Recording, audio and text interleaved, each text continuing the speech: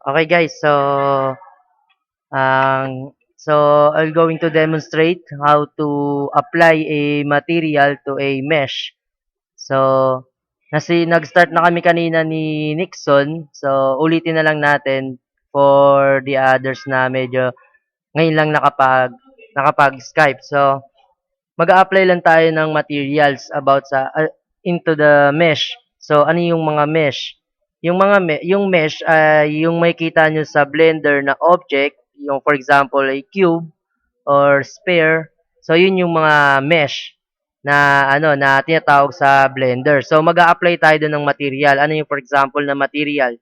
Yung pwede nating may apply na material sa ngayon ay yung for example ng texture or kulay nung isang mesh.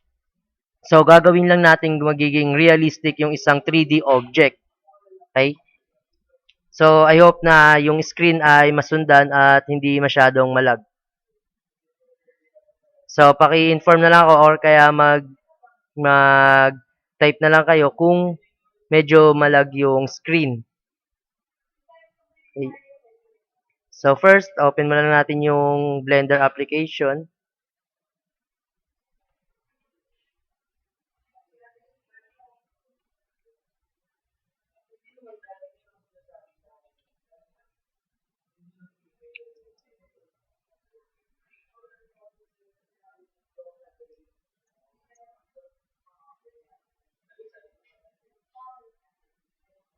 So, escape lang natin to. Escape lang natin tong splash icon ng Blender. So, escape. And then, ito yung mesh na tinatawag or yung object na makikita nyo sa 3D view. So, dito sa 3D view, may makikita kayo ng different mesh. For example, cube, sphere. So, saan makikita yung mga mesh na ganon or yung mga object. So, kung mag-add kayo ng mesh or object, dito kayo pupunta sa may add, and then mesh. So, ito yung mga different mesh. Like, for example, yung monkey, torus, cone, cylinder, icosphere, ubisphere, circle, cube, and plane. So, yun yung mga different mesh or object na pwede natin mailagay. So, for example, nag-add tayo ng plane, saan siya mapupunta? Dun siya mapupunta sa may 3D crosser natin sa 3D. So, kung saan man nakaplat itong 3D crosser natin, dun din mapupunta yung inad nating mesh. Okay?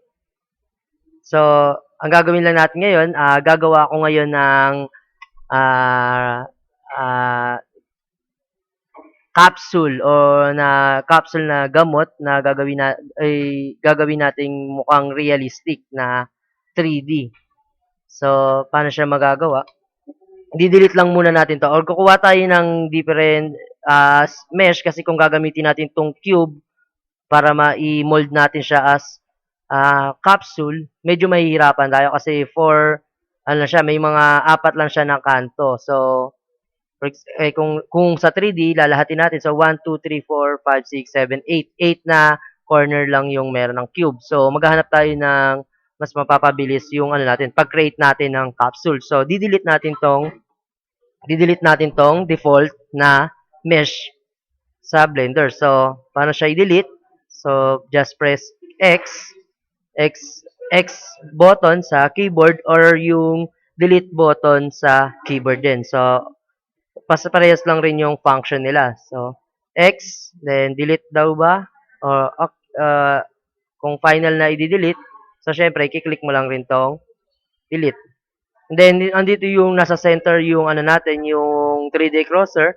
So, pag nag-add tayo ng mesh, automatic na dyan mapaplat or mapaposition yung mesh na natin, na inad natin. So, mag-add ako ng mesh na ang gagamitin kong mesh ay UV sphere. So, ba't ko ginamit tong UV sphere? Kasi yung UV sphere, bilog na siya at yung capsule ay yung dulo ng capsule ay pabilog.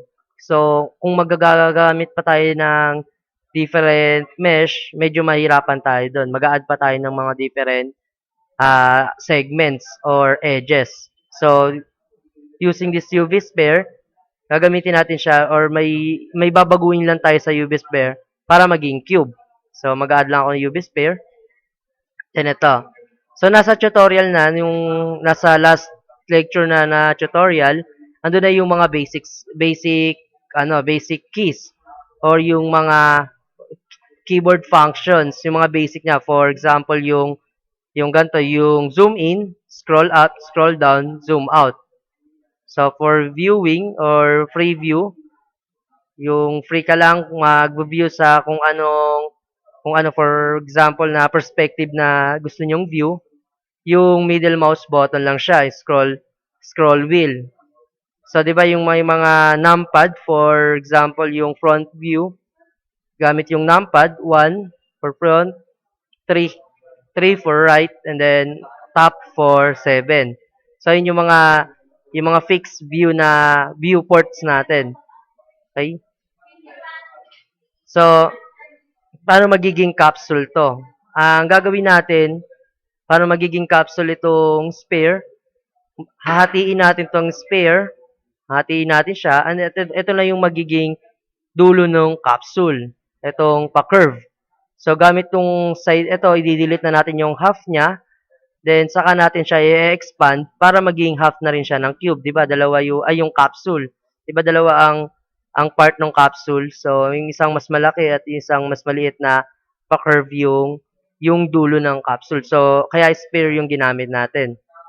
Diba, ang pag-edit mode ay ano lang, tab for shortcut key, or pumunta na lang kayo dito sa object, tapos papalitan siyang edit mode.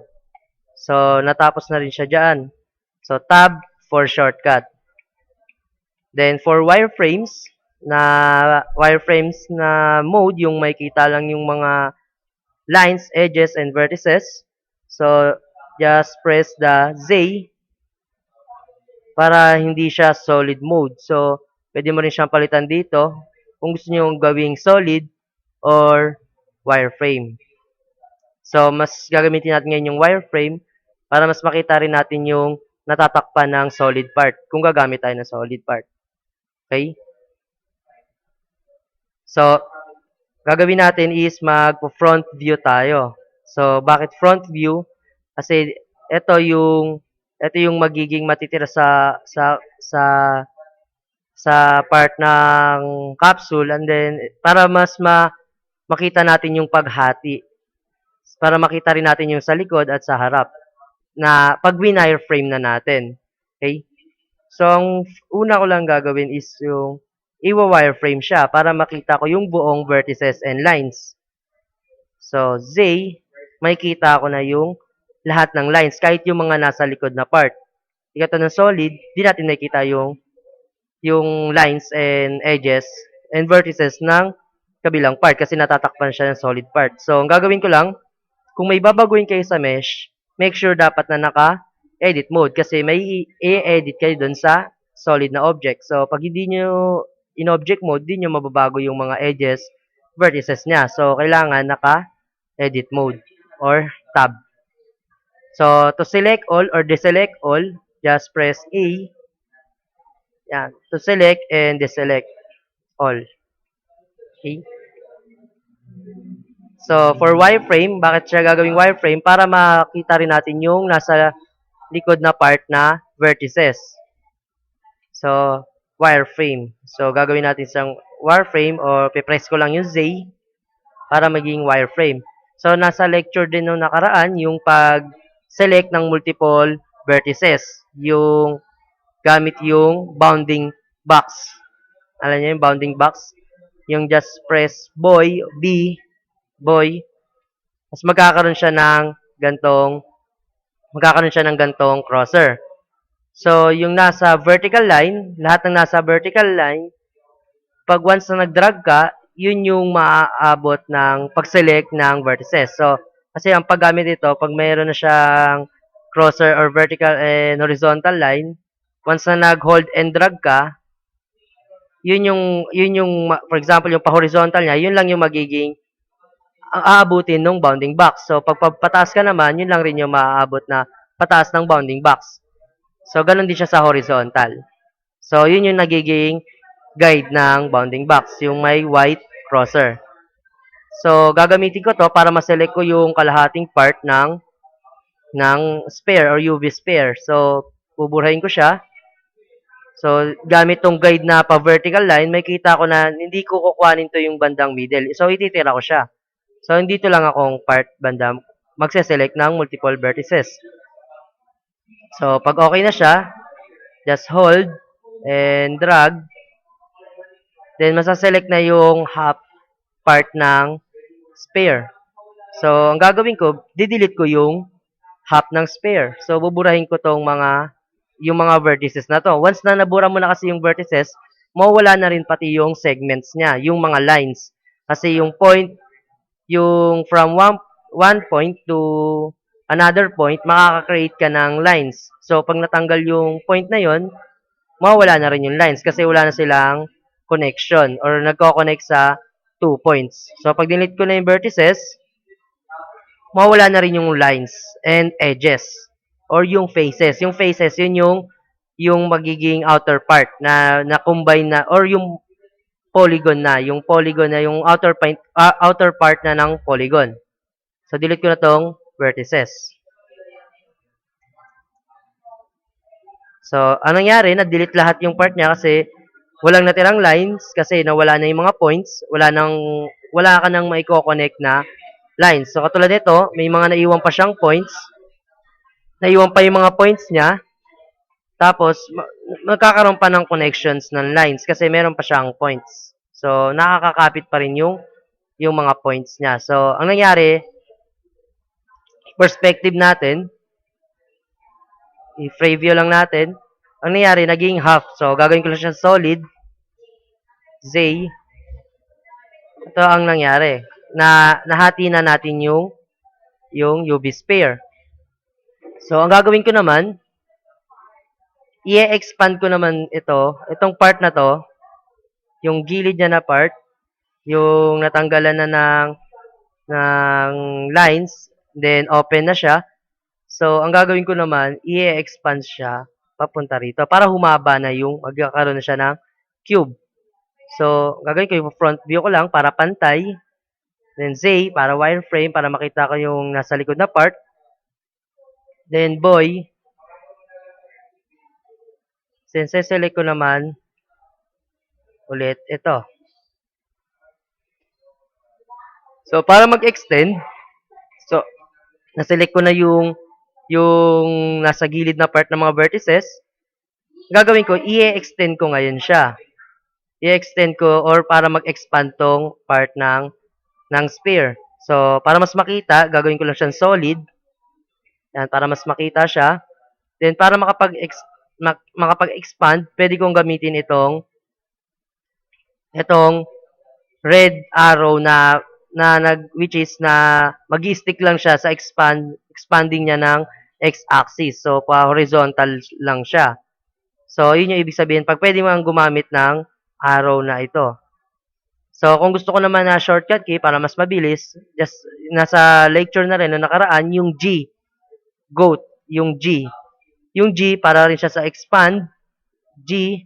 Pero, pag gumamit ka ng G, hindi siya free or free lang yung yung pag-expand niya. So, walang masyadong behavior na nangyayari sa pag-expand. So, nasa lecture din siya para mag-stick dun sa pag-expand.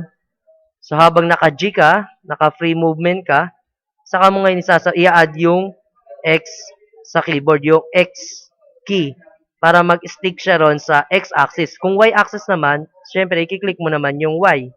Kung Z naman i-click mo. So, para mag-stick siya rito sa X-axis, i-add ko lang yung X na key.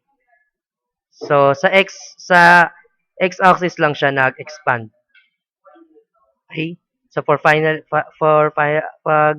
final na yung gantong size, left mouse button. So, ulitin ko lang. Control Z. Front view, para mas makita mo yung pantay, yung pagkaka-expand mo. And then, kung gusto mo makita yung guides, kasi naka-perspective tayo, ibig sabihin ng perspective, naka-perspective view, ibig sabihin nun, yung mas malapit dun sa view, yun yung mas malaki. Yung habang lumalayo, yun yung mas magiging maliit na object. Pero pag sinabing orthographic, kahit naka-anong view ka, pare-parehas lang yung scale nila. So, sa orthographic din, lalabas din ang grid doon. So, sa grid, ayun yung gagamitin kong guide. So, para maging orthographic, numpad 5. So, ito yung mga grid niya. So, gusto ko hanggang dito lang siya, ganito kahaba lang para mas maganda kasi kung fix yung size or mas calculated mo yung size para hindi masyadong magara or pangit tignan. So, expand lang natin siya hanggang dito. Okay. Okay. So, yan na yung part ng cube. For example, nagdagdag pa natin siya dito. Masyado nang mahaba. So, dito na lang. So, yan. Na-expand ko na yung cube. So, ay yung capsule. Parang meron na tayong isang part ng capsule. So, babaguhin ko lang. Then, babalik ko sa perspective. Ito na yung part ng capsule. So, isa-solid mode ko siya or object mode. Ito na yung part ng capsule natin. So, mapansin nyo, open yung part na to. Paano ito para siya matatakpan? Kasi nakita natin na nakita yung loob. So, medyo magara or pangit siya tignan. So, para ma-feel dito yung edge or yung face, malagyan natin siya ng face. Babalik ko lang din dun sa edit mode. And then, nakaselect na yung buong circle na to. Lalagyan ko lang siya ng face. Paano ka maglalagay doon ng face? So, isa-select mo muna yung mga points na mag-fill doon ng edge. So, kung ano yung mga na-select mong point, for example, ito,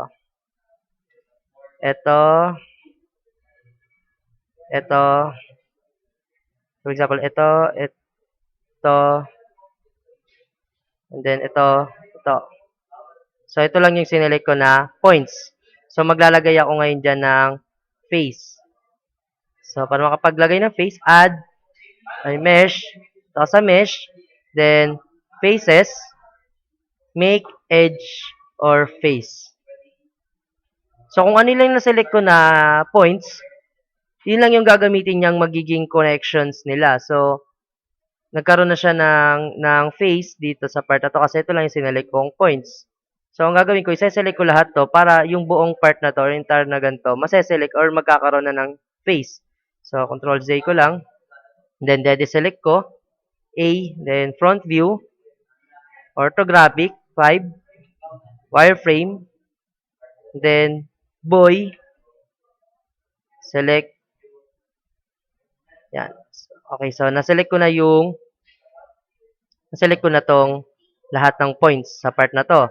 So, ang gagawin ko naman, lalagay na ako dito ng face para matakpan ng yung butas na ito. So, tatakpan natin siya. So, para ganun ulit yung process, sa mesh, then faces, make edge or face.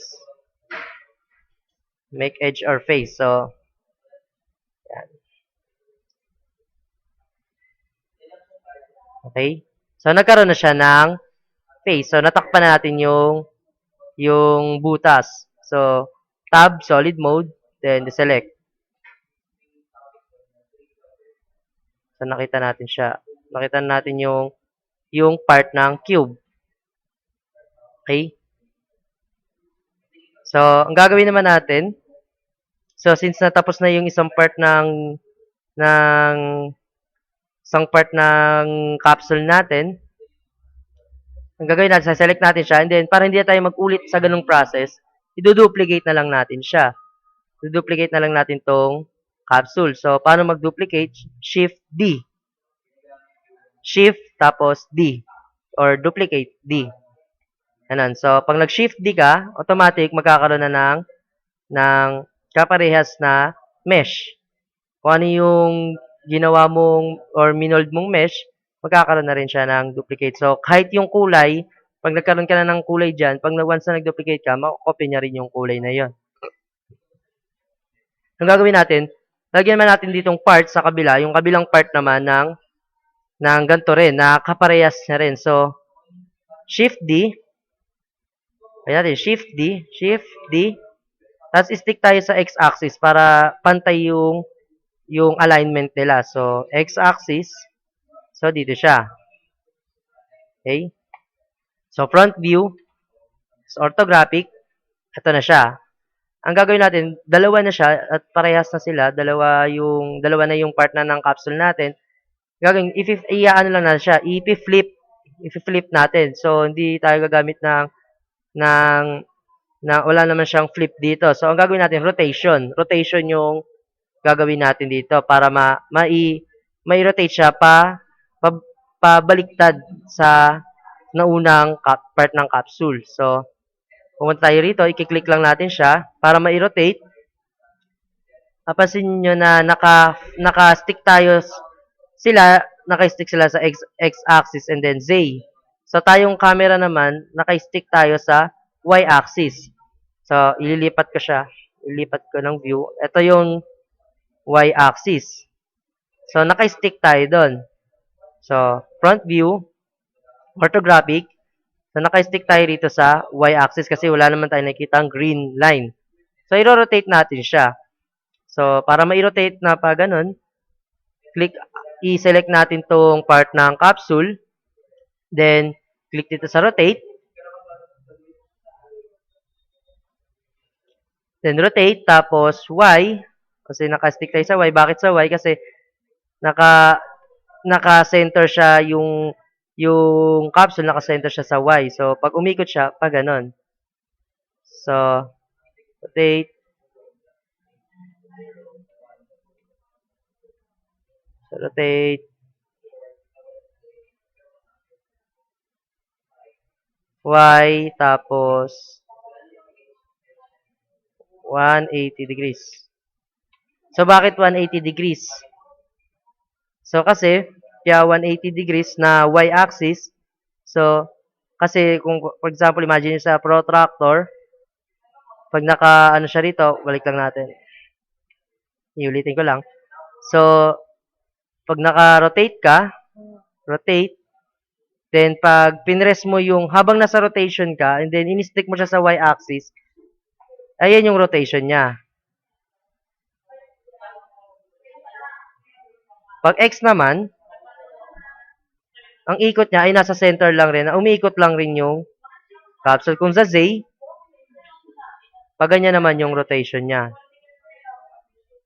Kaya tayo nasa Y kasi pag nakaharap tayo dito, naka-stick tayo sa Y-axis.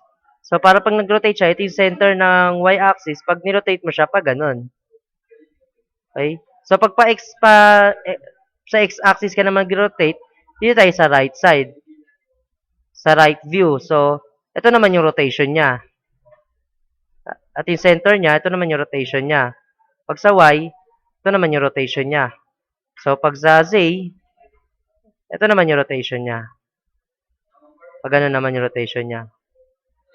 So, since na pag ganun yung rotation natin, kailangan pag ganito, sa Y tayo. So, front view. Then, rotate. Y-axis.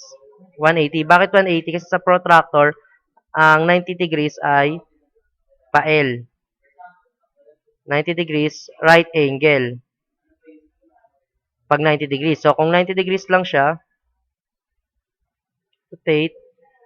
Kung 90 degrees lang, o for example, 45 degrees, pag ganun siya. Kalahati siya ng right angle. So, ang rotation niya, positive, kaya positive value, clockwise. Okay, so, kung negative value yung nilagay nyo, counterclockwise yung ikot nun. So, dahil positive value, pag ganyan yung ikot niya, clockwise. Okay? So, habang tinataasan natin yung value, ayun yung rotation niya. So, pag 90, right angle. Mula siya rito, tapos nag-angle or nag-rotate siya ng gantong angle, so, right angle ang nabuo niya. So, pag buong gano'n, 90 plus 90, 180. Okay? So, nabuo na natin yung capsule. Naging capsule na siya. So, ang nangyari, din-select natin, pantay lang. So, usually kasi ang capsule, di ba, mas malaki yung isang part ng capsule. Mas malaki yung kabilang part ng capsule. So, gagawin natin, mas lalakihan lang natin yung kabilang part. Example, ito. Kasi kung pantay lang, hindi siya magmumukhang gamot or yung realistic na capsule. So, ang gagawin natin, kailangan mas malaki yung isang part. So, select natin tong isang part. And then, anong gagamitin para mag-resize? Scale. So, scale yung gagamitin natin. So, scale, ito. Kung gusto nyo ng manual na pag-scale or pag-resize, pag-click nyo yung scale, or nag-input kayo sa keyboard ng S,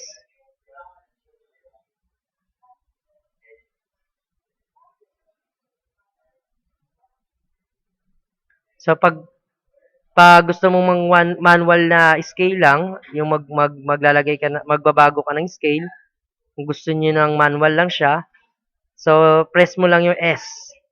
S ay for scale. So, S.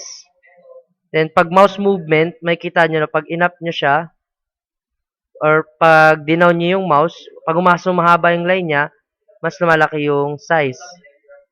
Pag mas lumiliit, ilalapit nyo lang yung line mula sa arrow ng mouse nyo dun sa center ng cube. Ay center ng capsule. Okay? So, pag ganito, manual lang tong pag-scale. So, kung gusto nyo na yung exact value yung pag-scale, i-click nyo lang yung scale. Then, dito, sa tatlo. Bakit tatlo? Kasi, gusto mag-scale yung x-axis niya, y-axis niya, and then z-axis niya. Yun yung mga mas lalaki. Gawin na natin siya ng 2, 2, 2. Masyadong malaki kasi naging doble yung size niya. Okay? Mas dumoble yung size niya kasi 1 yung default niya. Then nag-scale tayo ng 2, so dumoble yung size niya. So ibalik natin siya ng siguro mga 1.2. 1.2, 1.2. So yan. Okay. So i-move lang natin siya ng konti. So pwede pa natin siya liitan ng mga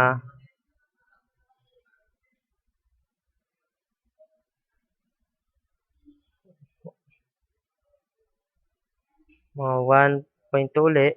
1.2. Ay. 0.9.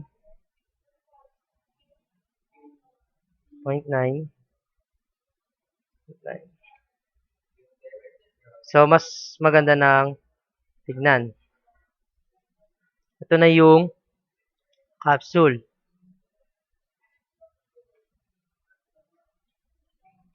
Okay na. So, nagmukha na siyang capsule.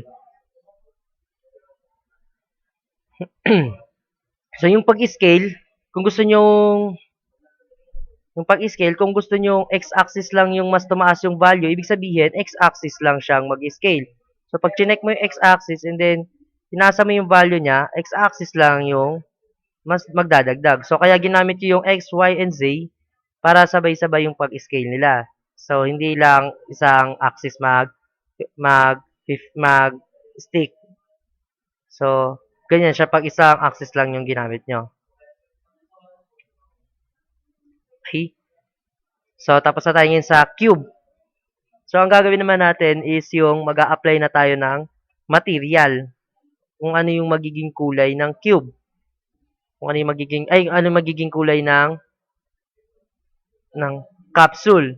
So, ano yung magiging kulay ng capsule? So, usually, red and white. Di ba? Ganun yung magiging kulay. Red and white lang yung capsule. So, para maka-apply tayo ng material, dito sa context button. So, sa context button, ito yung may mga different buttons na may mga mas marami ring functions. So, yung options para makapag-manipulate ng 3D. So, para naman sa apply ng material, o mag-a-add ka ng material, dito ka sa may material button. So, once na kinlik mo yung material button, then, dito, pag nag-apply ka or magka-create ka ng new material, so yung new material na yon, may i-apply mo rin siya sa ibang part rin ng mesh. So, yun yung material. So, gagawa tayo ng new material na yung may apply dito sa isang part ng mesh. So, since na wala pa siyang material na naka-apply kasi wala pa tayong nilalagay na kulay niya or wala pa tayong mold lang siya na mesh. So, yun lang yung mesh lang yung nakalagay. Ay, wala siyang naka-apply na material. So, pure mesh lang siya. So, kaya wala pa siyang naka-apply ditong material. So, para magkaroon ng new material or ng kulay, dito, mag-a-add ka rito sa new. Add new material. So, dito tayo nakaselect. Then, dito, new material. So, ibig sabihin, itong mesh na to, yung ma-applyan ng material. So, new. Then, magkakaroon ng mga maraming button. So, meron ka ng new material. Ang name ng material ay material.001. So, ang nangyari, nagmukha siyang white. Kasi ang default ng diffuse na color ay white. Okay? So, dito tayo mag-a-add ng kulay. So, yung red. So, papalitan natin itong diffuse. So, dito sa diffuse, ito yung preview ng mesh natin. So, dito sa diffuse, papalitan lang natin to ng kulay na red. Okay? Then, ito, maglalagay lang rin tayo dito ng new material na white. Patasan lang natin siya na white para magmukhang white na white. Okay?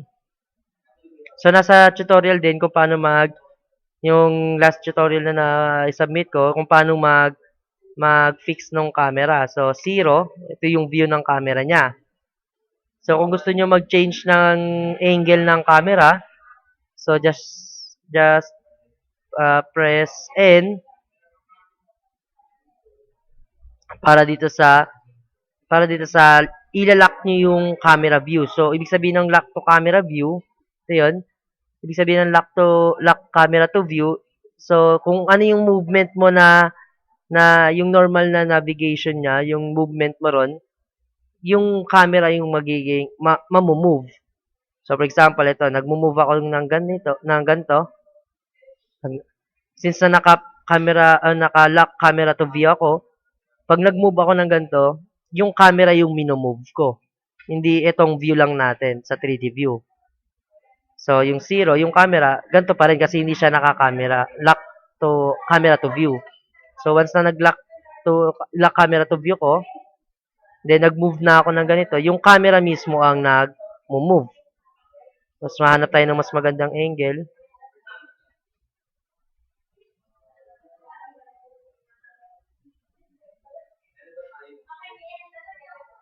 Then, tanggalin ko na yung lock camera to view niya. Once na nag-rendered na ako, yan yung susundin niyang view. Okay.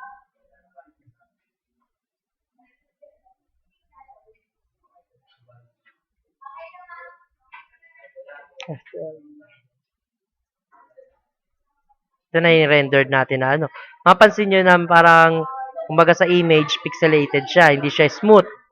Hindi smooth yung cube natin. Para maging smooth yung cube natin, i-click nyo lang tong part ng kung ano yung gusto nyo maging smooth na mesh. So, for example, ito. Tapos, para maging smooth siya, click mo lang tong shading sa part ng mga transformation, translate, rotation, scale. Under niya, hanapin nyo yung sa shading. So, kung gusto yung smooth, magiging smooth yung mesh. So, rendered ko lang. Ito yung naging smooth. So, kung yung isa, smooth din natin. Click mo lang siya, and smooth. F12. So, naging smooth na rin yung isang part pa ng mesh. So, para sa lightning, mapansin mo, medyo, medyo dito lang yung part. Kung gusto nyo yung part, kasi natakpan siya yung shadow, so, ilipat nyo lang rin tong lamp. So, kung gusto niyong palitan siya ng ano, palitan siya na kasi ang lamp, ano lang siya, yung medyo mahina lang rin yung light niya. So, kung gusto niyo yung malakas masyado yung ilaw niya, i-move ko lang siya ritong part. Yan, magbabago rin yung ilaw, yung position ng ilaw. Kasi nandoon siya banda, pag nandito siya, doon lang yung direct ng ilaw niya. So, yung part na dito, shadows na. So, ilipat mo lang siya. And then, kung gusto mo yung mas malakas, yung, ito, lamp lang siya, may marami ring ditong options para sa light dito sa mga properties niya. So, kung gusto niyo yung sun, then ito yung sa sun. Spot, yung spot, ano lang siya, yung kung ano yung naka-spot or yung nasa loob lang ng circle nito, parang kumbaga spotlight, yung nasa loob lang nito, yun lang yung magkakaroon ng malakas na value ng light. Yung area, yan yung mga area. So, mga different types ng lights.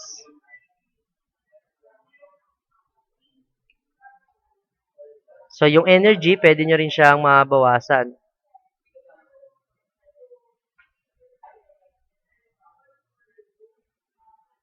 So, kung gusto nyo siya i-rotate, pwede nyo rin i-rotate yung light.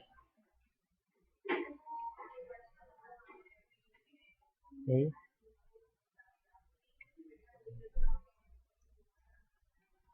So, yung energy, ito yon. Kung gusto niyo mas malakas pa na ilaw, dadagdagan nyo lang yung value nitong energy. Asan nyo siya, mas lumalakas yung value ng light, mas lumiliwanag. Mas bababa, mas bababa rin yung light. So, hanap lang kayo mas magandang angle ng light. So, rotate ko lang. Gamit din yung rotation. R. Tapos, fix ko lang siya sa z-axis. Ganyan. Okay? So, ngayon, gagawin ko naman yung magmumukha naman siyang realistic. So, mag-add na lang ako ng, ng surface para mas magmukhang realistic yung cube. So, gagawin ko lang, mag-add lang ako ng new mesh. So, para ma-center yung, for example, nalipat nyo rito yung crosser, para ma-center nyo ulit itong crosser, kasi nga na-i-click nyo nang hindi sadya, na-i-click nyo na yung left click. Pag naligaw yung crosser, gusto nyo maibalik dun sa center, i-press nyo lang sa keyboard yung Shift C. Shift Center. Shift C. So, Shift C, yan yung crosser, napunta na siya sa center.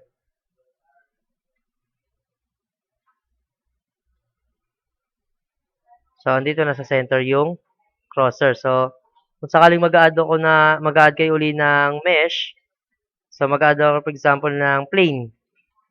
Yung dun din sa tutorial, yung add spacebar lang siya para mas shortcut, spacebar, and then add plane.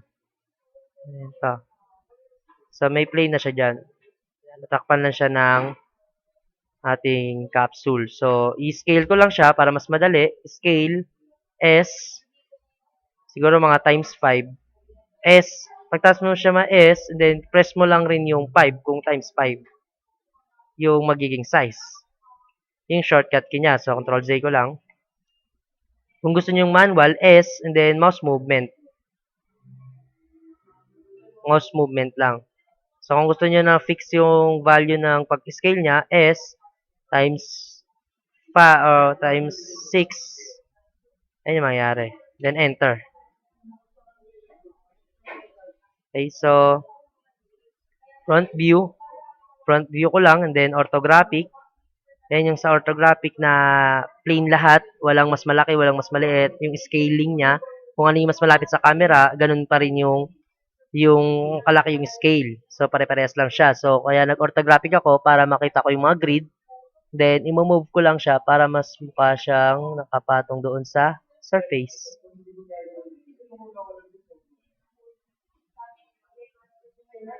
Okay. Sa F12, ito yung plane natin. Meron na siyang surface. So, magmumukha siyang realistic kasi meron siyang shadow. So, ang gagawin ko lang, medyo move ko lang yung plane para makita rin dito. Ko lang yung plane.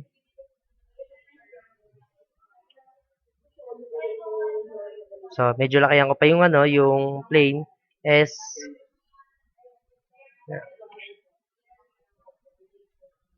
okay. So, ang gagawin ko, yung magiging surface natin, brown para mas mukhang realistic. So, brown para magmukhang wood. So, itong plane, dito naman ako mag-a-add ng material. Ganun ulit yung process. So, mag-a-add ako ng new material. Pipili ako ng kulay. Siguro brown. Ito yung preview niya para maging dark. Yan, magmumukha siyang wood. Density, F12. Yan. So,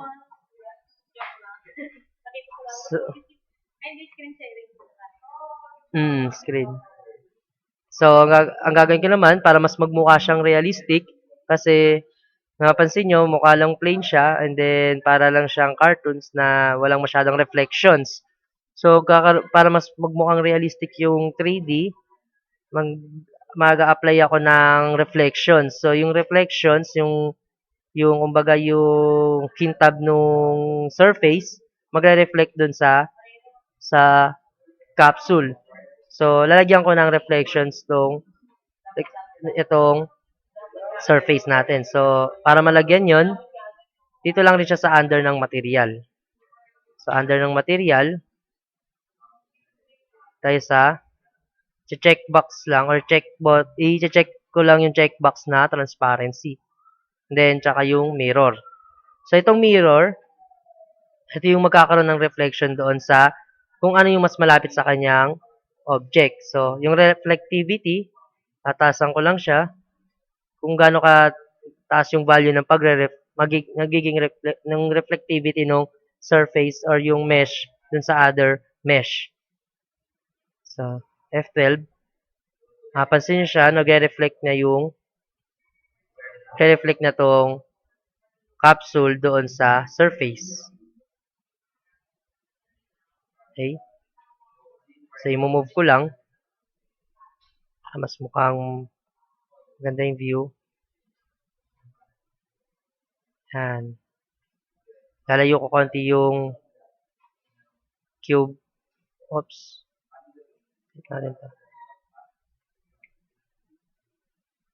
Yung lumabas na yun sa duplicate kanina. So, ito na yung cube. Lakihan natin tong plane para hindi masakop sa screen. Move ko lang siya para mas maayos.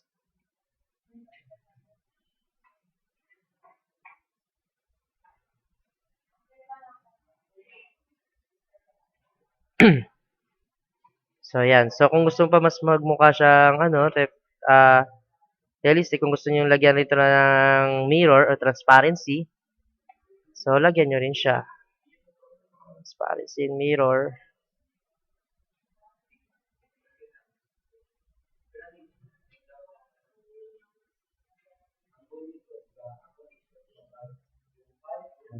Maganda na lang siguro wala. Yan. So, yan yung pag-apply lang ng simpleng material. So, simpleng material dun sa mesh. And then, pag-mold ng 3D gamit yung UV sphere. Tapos, pag-apply din ng ibang materials and then mirror or transparency doon sa mesh para mas magmukhang realistic yung object natin. So, may tanong? Sino ba may tanong? Nakuha ba yung yung program ay yung yung process. Wala, sino may tanong? Tanong dito sa ano, sa pag-save. Kuha na ba yung pag-save? Para yung ano, yung pag-save. So, sa pag-save, habang naka-render ka na, naka-render na itong 3D, naka-render na siya. So, para makapag-save ng image file, kaysa hindi mo siya ma-save ng naka 3D view lang. So, para ma-save, F12, then image, then save image as. So, ito na yung name niya, .png. Kung sa pictures, save natin siya sa pictures. Then, yung name, palitan natin ng capsule. Then, save as image. So, pag hinarap natin siya dito sa documents, then, pictures, ito na yung image file natin.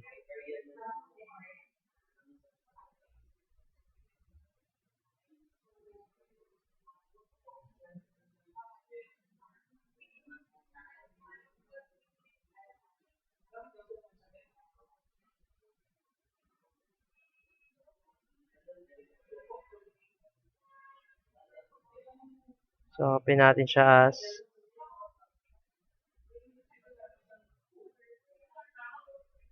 ito na yung ano natin, yung image file ng 3D model natin. Okay.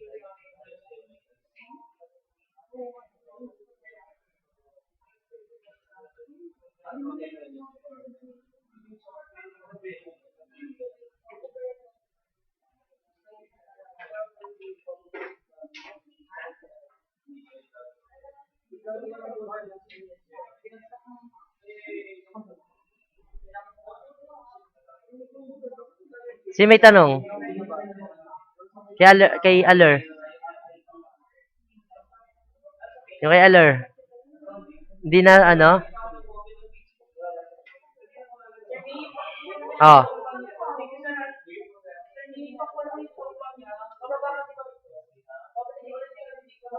Yung sa shadow, ano na siya, automatic na yung sa shadow nun.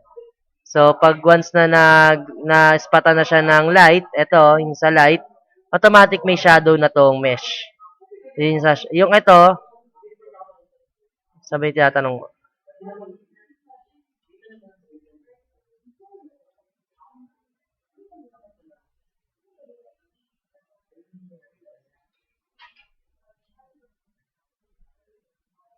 Yun. Automatic na yung shadow nun.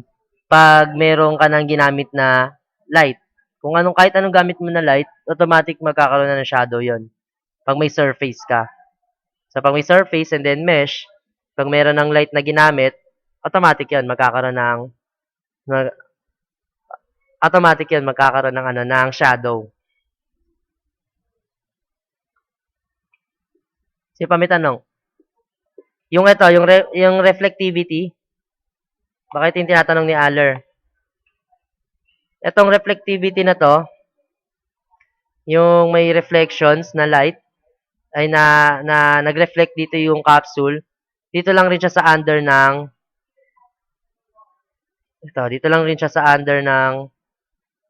material.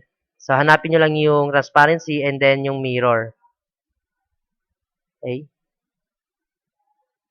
So, yung mirror.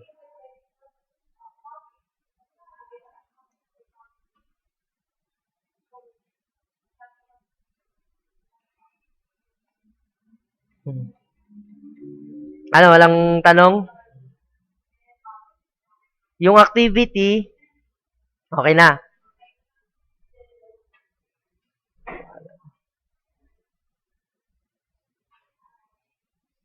Yung activity, gagawa rin kayo ng sariling ganito. Gagayahin nyo lang rin to. Nagawa kayo ng capsule din, pero gawa nyo. 2 capsules. So, ayun yung gagawin nyo.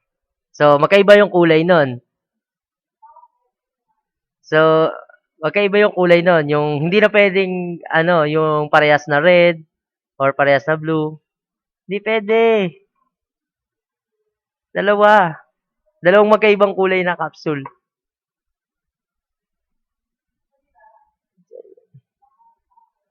Hindi pwede sa dalawa. Dalawang capsule yung gagawin nyo. Yan, isang antibiotic saka Tetenamic.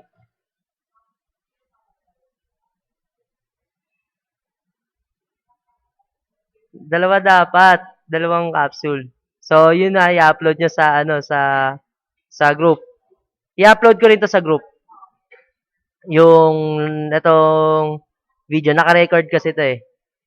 Na-record to kung sakaling gusto niyo balikan yung yung tutorial or yung paano ipagawa ng cube, panoorin niyo na lang rin. Pa-post ko to.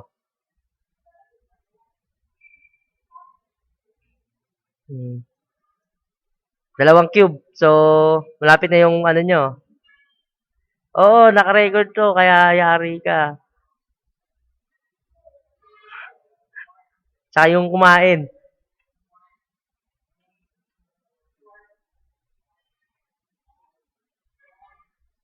Oh, upload yan sa sa ELMS.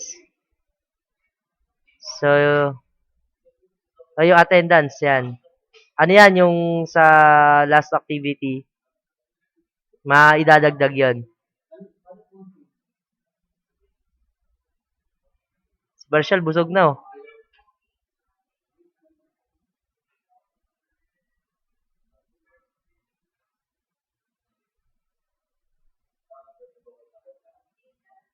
Oo nga eh.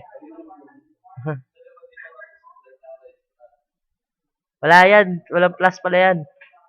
Si Aler. Wala yun. Si Aler lang. Wala naman yung isa eh. Hindi man na-contact eh.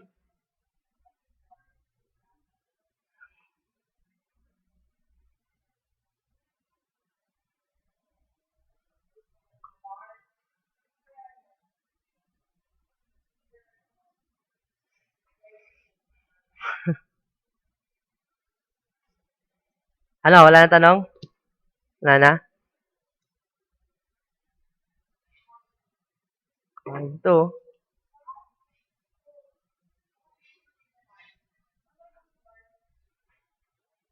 Okay na?